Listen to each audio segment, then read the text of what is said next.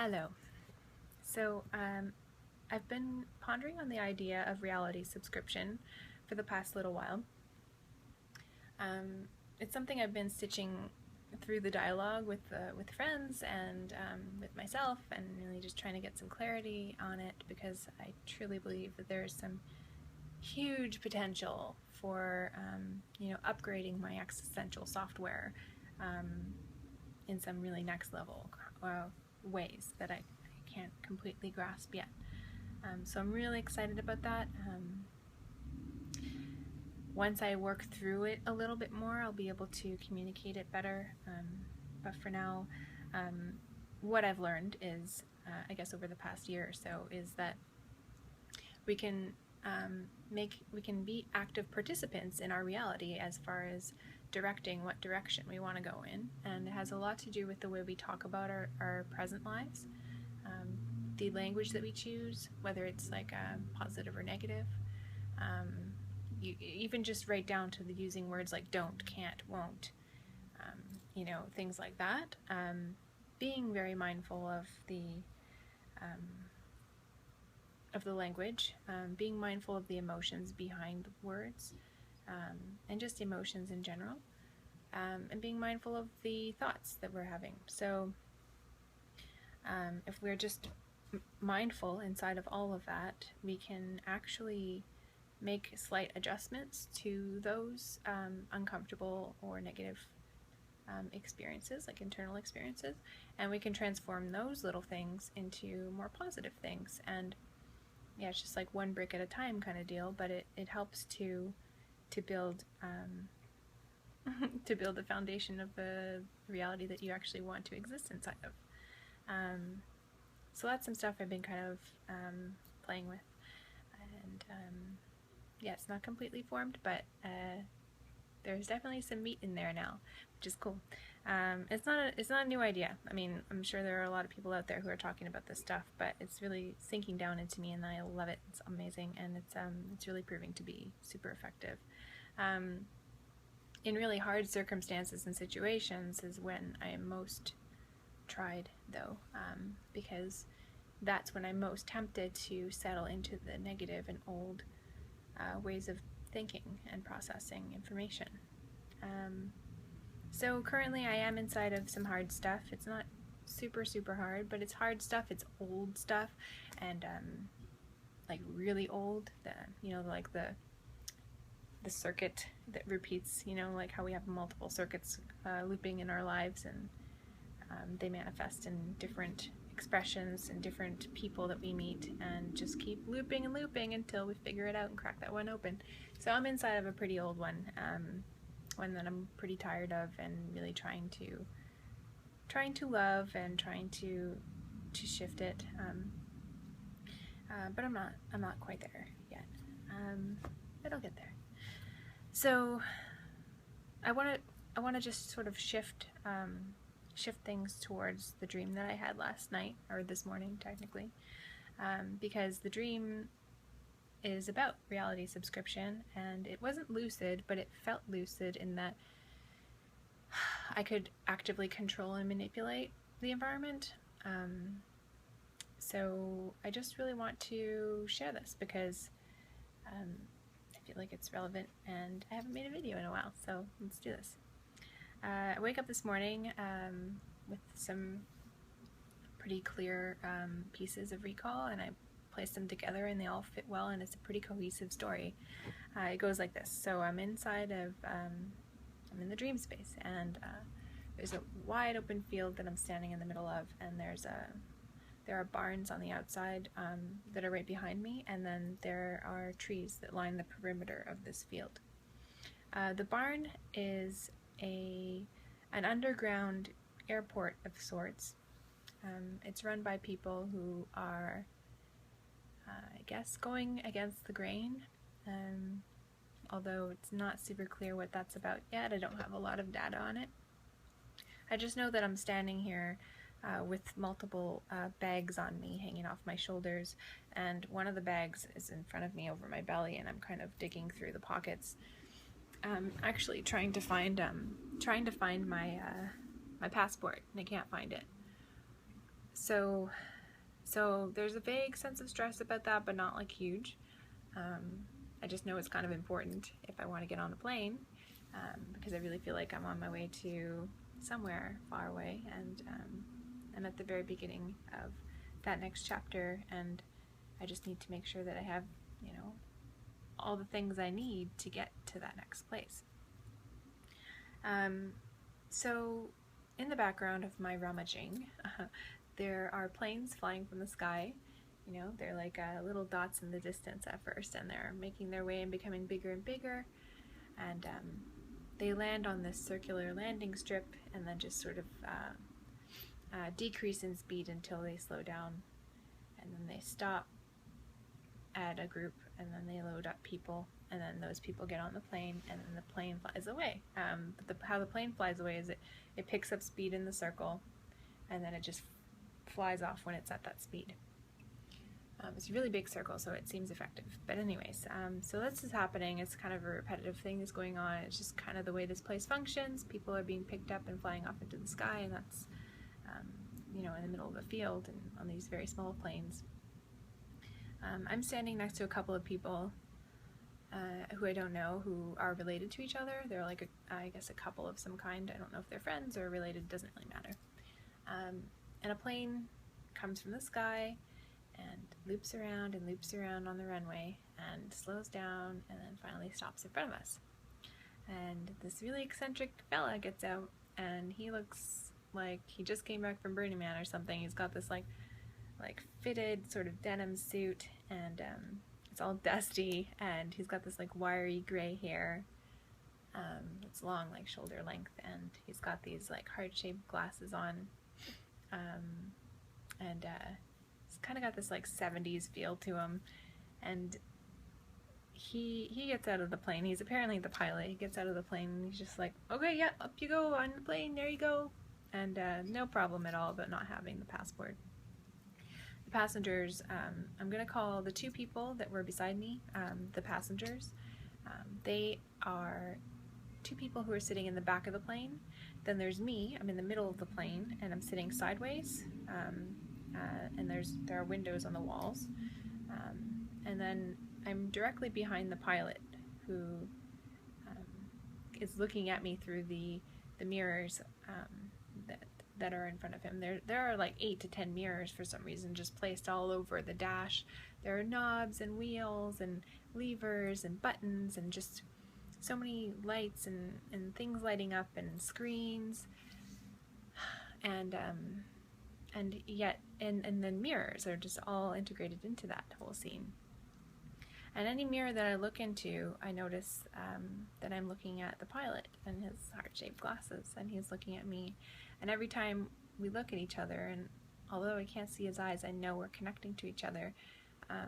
Every time I look at him, I feel more familiar with who he is and more grounded inside of what we're doing together, and knowing that, you know, we've been on this journey together. We've touched base. We've been apart. We've reconnected. We've been apart. We've reconnected over many, many, many lifetimes, and through many, many dimensions of time and space. And it's just been this really exciting dynamic that we both share. He and I are both shapeshifters in that realm. And so it's always nice to discover him, because he always looks different. And so it's just sitting inside of that, and it's just, oh, nice to see you. Thank you. Like, I'm so glad to be going somewhere with you right now, because I so need this. So we're flying now. We've taken off, and we're in the sky, and we're flying through the big blue sky, no clouds, just wide open sky. And the passengers are narrating the experience. Up, up, up, up, up, up, up. Oh, we're in the sky now. We're in the sky now. And they actually won't stop talking about what we're doing. They're kind of just narrating the whole thing, and they're kind of just droning out in the background. I'm not really listening to them, but occasionally I hear them, and I'll hear some information like that.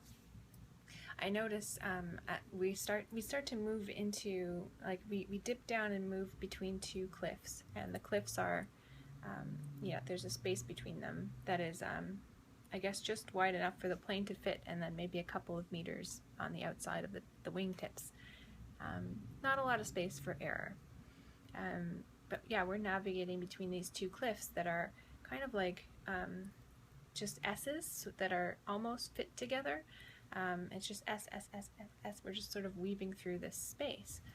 And that's exciting and exhilarating to navigate through with the pilot. And he's just really, really, really feeling it. He's just like, whoa, this is great, this is crazy, this is awesome. And he's just really in it, and I'm in it with him. And the passengers are kind of panicking and, oh, we're so close, oh, there's not enough space. Oh, they're just kind of judging the whole thing. Yeah, at some point we find a little opening on one of the walls, and we go through there and then go lower, and now we're flying like a meter or two above the road, like a dirt road. And so now we're driving on a dirt road, and the passengers are stating, oh, we're on a dirt road, whatever. Going to a bridge, going to a beach, fly up over the sand into the air. We're climbing, and then we just start going down into the water. We don't go beneath the surface, we just land like a plane, like a boat, or suddenly a boat just bobbing on the surface. And you know, the passengers are, you know, nattering away, and yet I'm just like completely wowed by the experience, because as we were climbing I was just like, yes, like this is just exactly what I need. This is exactly what I need. And we climb, and then down. Yeah, it's amazing. It's like a roller coaster.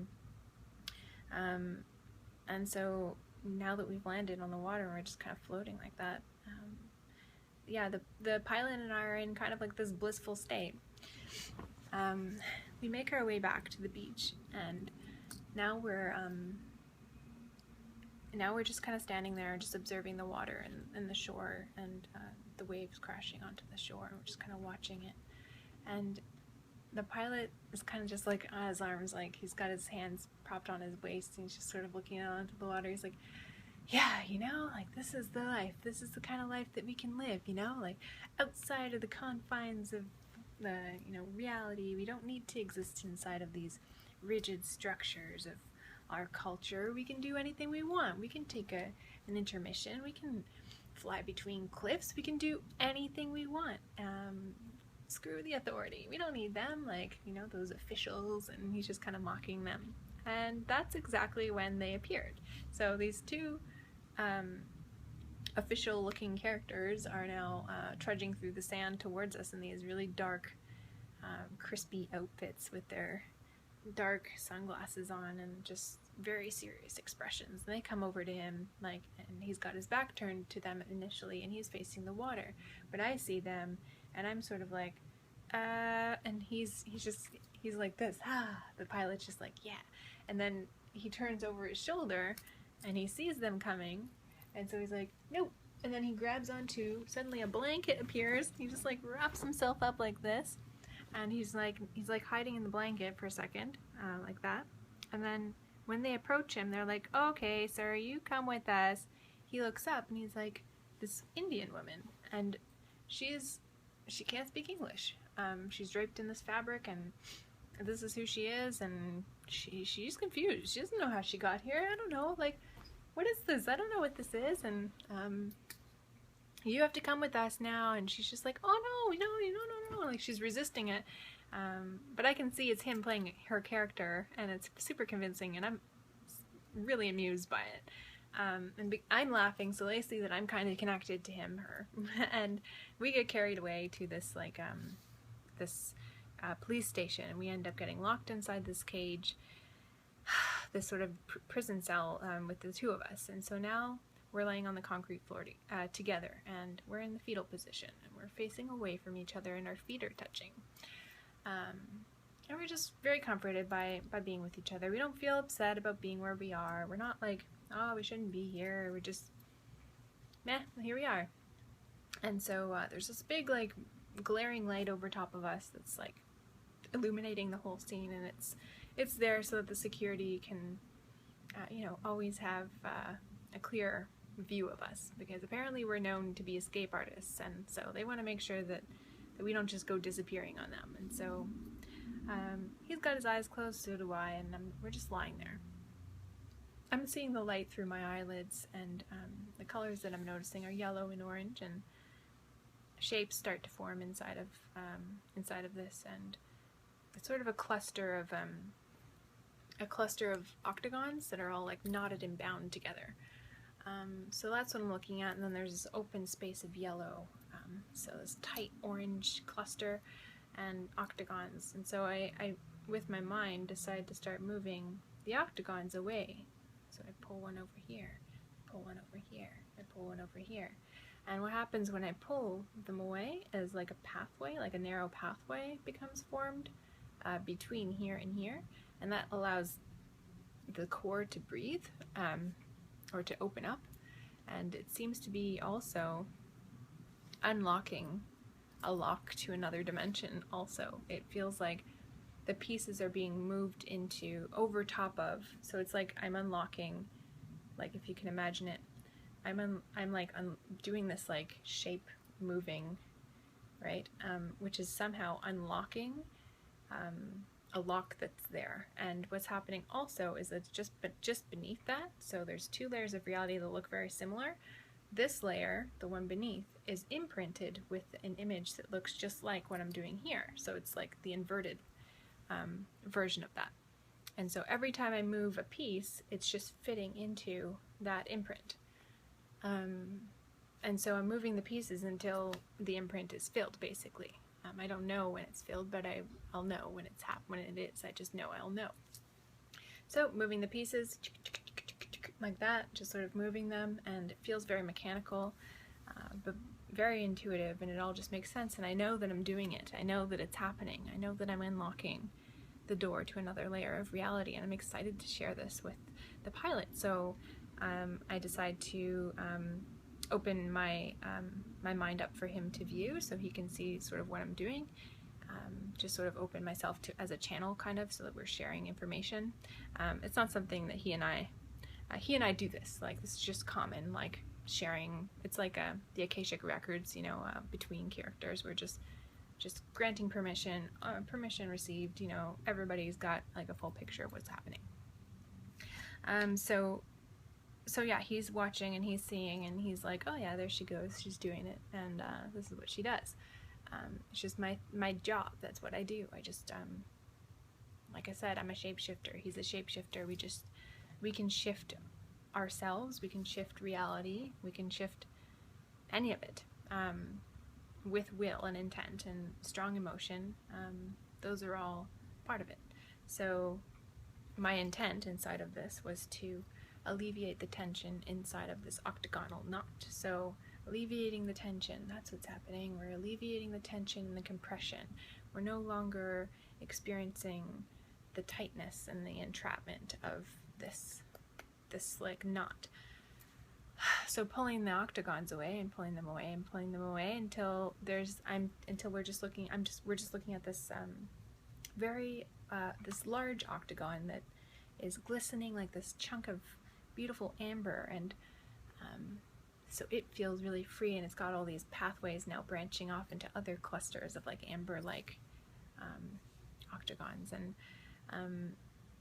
and once that had been revealed, I hear a click sound.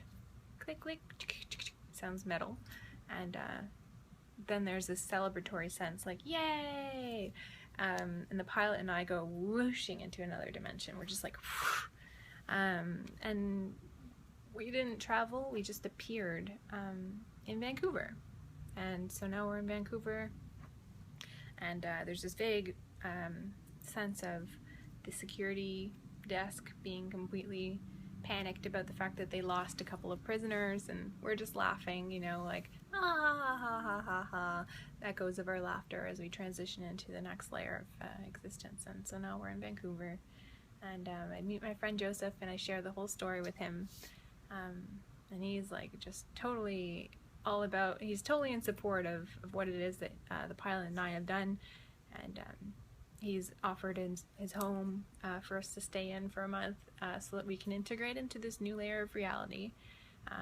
you know, find jobs and establish ourselves here. I mean, you can't just plunk down into a new layer of reality and just like navigate it like it was the old layer of reality. You have to really acquaint yourself with this way of being, notice you know, how things function here, and then just adapt accordingly. So he was completely open and inviting to that, and so that was really exciting. And I just woke up from that point. It was just like a really peaceful ending, and woke up with the knowing that I can do that anytime I want. So yeah, that's the dream, and I'm really excited to share the next video with you when that clarifies itself a little more. But for now, yeah, that's all, and I am so thankful for you watching these videos, and I will see you again soon, and have a beautiful day.